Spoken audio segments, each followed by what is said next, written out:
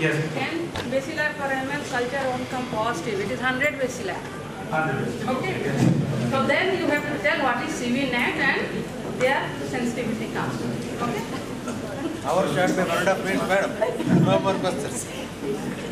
I have one more question regarding the first question. Community WhatsApp can be done for other organisms. It is mainly for the tuberculosis only which is being started, but it can also be used for the non-tuberculous mycobacteria which are present. Is bacteria or virus? For bacteria or For virus? bacteria only, for bacteria. Not virus. Not for- I should not enter into the domain of microbiology. But I think better answer can be done by Microbiology. But the thing is, what I know, the nuclear amplification test. Yes, sir. That That can- is line probe assay, sir. CV net is line probe assay, and that is DNA amplification method. So it's a And nuclear it is more amplification. sensitive, sir. 10 bacilli per ml will give positive, whereas culture will give you, culture positive will be there in 100 bacilli per ml. Smear positivity 10 to the power 4 bacilli per ml. Thank you, madam. Thank you.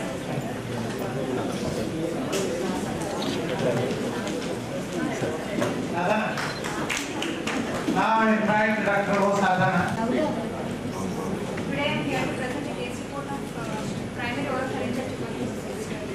A 22-year-old female patient, Jeevala, who is a student, has presented to our ENT OPD with chief complaints of pain during swallowing since 3 months, burning sensation in the mouth since 2 months, evening rise of temperature, and there is a history of loss of appetite and loss of weight.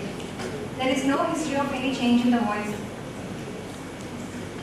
On examination of the oral cavity and oropharynx, we observed multiple erythematous, granular, and ulcerative lesions affecting the soft palate, uvula, pillars, and the posterior pharyngeal wall.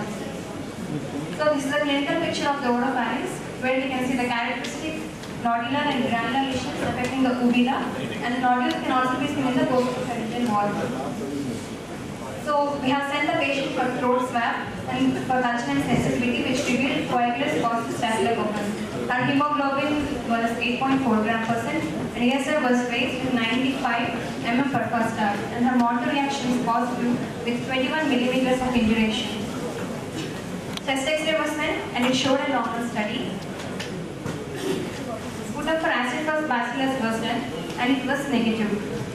Since the patient showed no improvement with any antibiotic course for a period of 3 to 4 weeks, we have sent the patient for biopsy. And the biopsy revealed surface stratified squamous epithelium, well-formed granulomas with Langerhans types of James cells, epithelioid cells, and lymphocytes, features which are suggestive of tuberculosis. So this is a histopathological slide showing the characteristic Langerhans type of James cells. After the biopsy report, we have started our anti-tuberculous regimen, category 1, which show intensive phase drugs of isoniazid of 300 mg, rifampicin of 600 mg, pyrazinamide of 1500 mg, and ethambutol 800 mg for 2 months. And her continuation phase was with isoniazid of 300 mg and rifampicin of 600 mg for 4 months. So this is the picture of the oropharynx after having 6 months course of anti-tuberculous regimen, and this is the slide which is showing the comparison of the oropharynx where the lesions characteristically regressed after having a course of anti-tuberculous therapy. So oral and oropharyngeal manifestations of tuberculosis are very uncommon, with a very least incidence of 0.05 to 5%. Usually these are secondary to pulmonary tuberculosis. The primary form is very rare, particularly in adults. So here we are dealing with that case, that is a primary form where the chest X-ray is normal and sputum is negative for acid was bacillus. Oral and oropharyngeal tuberculosis, the most common site is tongue.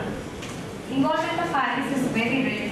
This might be due to inability of the Mycobacterium tuberculosis to invade the intact mucosa of the oral cavity or the pharynx because of cleansing action of the saliva and because of presence of salivary enzymes. Any break or loss of these natural barriers due to trauma, inflammatory conditions, poor oral hygiene may provide a route of entry for these microorganisms. The clinical picture here is very variable. Typically it consists of satellite ulcers with undermined edges and granulating fluid. The lesions may be single or multiple, they may be painful or painless. We have investigated with the Monto reaction, histopathological examination of the biopsy, which is taken from the local site. Sputum for acid first bacillus and culture was also done. In conclusion, although tuberculosis of oropharynx is relatively rare, with the increasing instance of tuberculosis, it must be considered in the differential diagnosis of all the atypical ulcerative lesions of the mouth and the oropharynx, which are not responding to antibiotic therapy. The diagnosis of tuberculosis it should be suspected and confirmed subsequently by tissue biopsy. Timely therapy with anti-tuberculous therapy is also needed.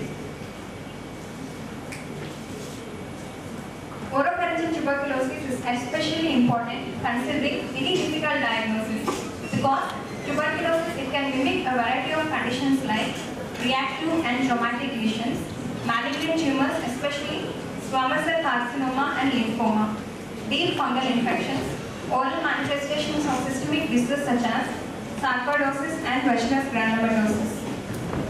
Thank you. The paper is open for discussion. Primary focus in lungs. Is there any focus in lungs in your case? How do you confirm that? Chest X-ray showed a normal study. There were no any cavitating lesions or anything. Means chest X-ray is not. Sputum is for pulmonary tuberculosis. Is there any CT for this patient? No, we didn't sense it because of some. You can't see all epical lesions in the chest X-ray. You have any primary focus in epical lesion, you can't see those lesions in the chest. So you must have HRCT for that. So outside only we can conclude that there is no primary focus in lungs. Does HRCT exclude tuberculosis? Focus in lungs, sir. That will exclude HRCT. Is there any more lesions? Decide the schedule. It is really primary tuberculosis. Yes, sir. It is also rare because in last 40 years of practice, I have not heard of tuberculosis of the pharynx. I did not hear. So this must be a rare practice. Then, thank you very much.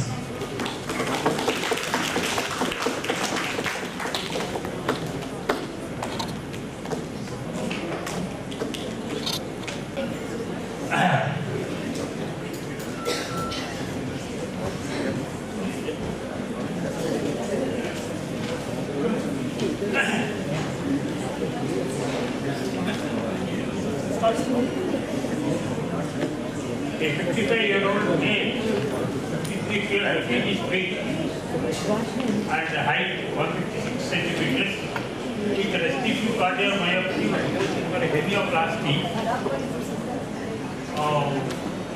hypertensive for the past 5 years.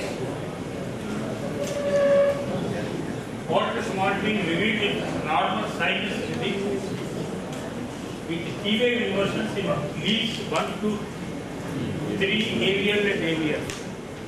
Chest radiography, cardiomyopathy, echocardiogram, severe LV dysfunction. One point which I wanted to pay attention. Global hypokinesia of left ventricle, mild MR and LVEF only 30%.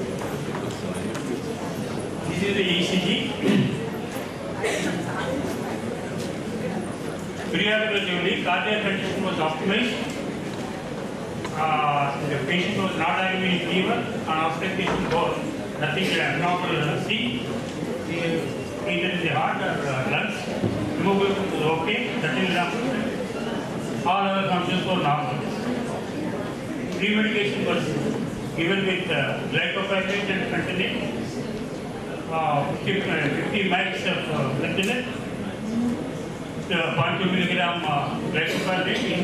Patient was used with 250 milligrams of thiamine. Intubated with succinylinium, EC2 of number 8 with cup, maintenance oxygen nitrous oxide, sevoflurane, and long-acting vicuronium as mucilaginous.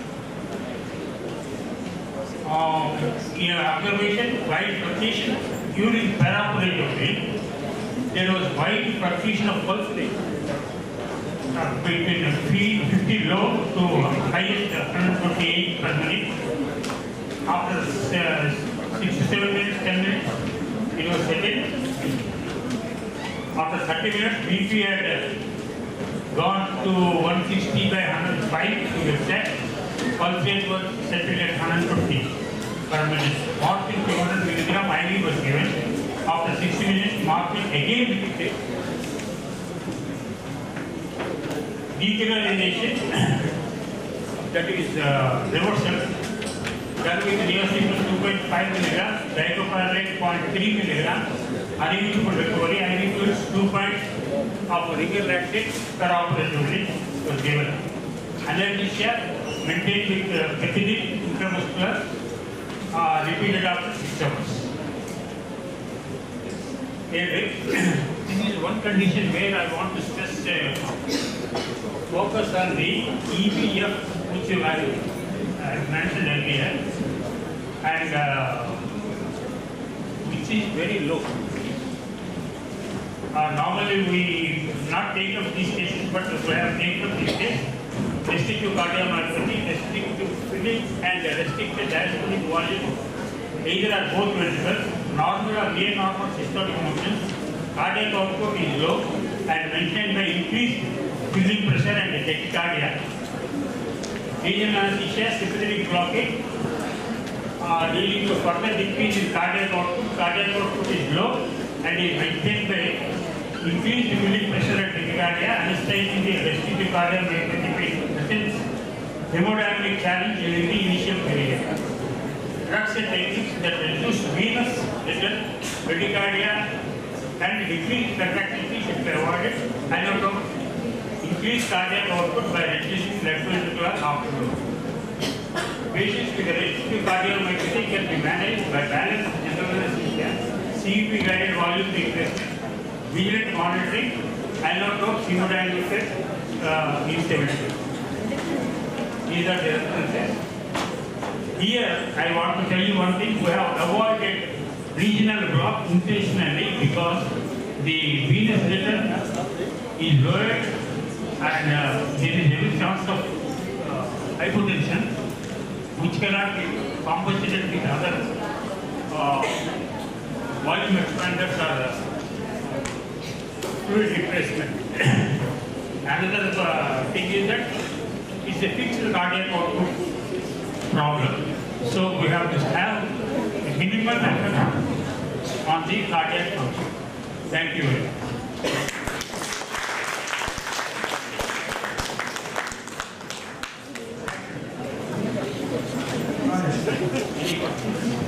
Dr. B. Subhasini, Department of Pathology.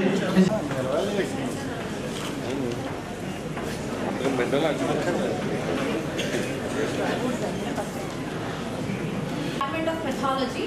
I would like to present 3 interesting cases of trachoma of ovary. Coming to the case 1, a 55 years old female prior to the gross examination we received uterus with cervix measuring 80 to 5 to 4, cut section of the uterus revealed multiple polyps, largest measuring 3 into 3, and we also found that interstitial leiomyoma of 3 into 3 centimeters was seen, and the ovary one side was measuring 4 into 3 into 2 centimeters, and cut section it revealed, and focal yellowish area well circumscribed measuring 2 into 2 centimeters. Other side ovary was normal and both the tubes were normal. And the microscopy of the uterus showed adenomyomatous polyp, and this is the other area showing the interstitial leiomyoma. There is a microscopic picture of the ovary which shows plump spindle-shaped cells with pale eosinophilic cytoplasm, and this is the other ovary picture showing nodular stromal hyperplasia, and the diagnosis was given as small trachoma of ovary with focal luteinization. Opposite ovary shows nodular stromal hyperplasia and with associated endometrial adenomyomatous polyp and leiomyoma. Coming to the case 2, a 26-year female presented with 16 weeks of pregnancy. In 16 weeks of pregnancy, she presented with severe pain abdomen, and she was operated for the ovarian tumor. Grossly, the tumor was firm with extensive areas of hemorrhage. As in an old case, we don't have a gross photos. I'm showing pictures here. Here it shows areas of hemorrhagic areas, cystic areas and necrotic areas. This is the other area which shows high cellularity and the other area showing the luteinized foci. And the frozen section study with Sudan 3, it showed positivity. And the diagnosis was given as thecoma of ovary with hemorrhagic necrosis in pregnancy. After surgery, we followed up the patient. The patient was well and delivered a healthy child. Coming to the case 3, a 58-year female presented with a postmenopausal bleeding, hysterectomy with bilateral salpingo-oophorectomy was done, and cross-examination we received uterus with cervix measuring 6 into 4 into 2. Cut section of uterus and cervix was normal. One side ovary was largest, measuring 9 into 5 into 4 centimeters. The other side ovary measured 2 into 1 and both the tubes were normal. So this is the gross photo of the largest ovary which showed surface nodularity, and cut section it showed focal grey white, solid grey white as well as this grey brown areas with focal yellowish areas. And there's a microscopic of the ovary which showed a capsulated mass with the spindle shaped cells and coarse chromatin arranged in storiform pattern. This is the microscopy of the other area showing plump spindle shaped cells with eosinophilic cytoplasm as well as the luteinized foci here. And this is a special stain reticulin which shows the reticulin fibers are surrounding the individual theca cells. And this is the other ovary microscopy which showed nodular stromal hyperplasia.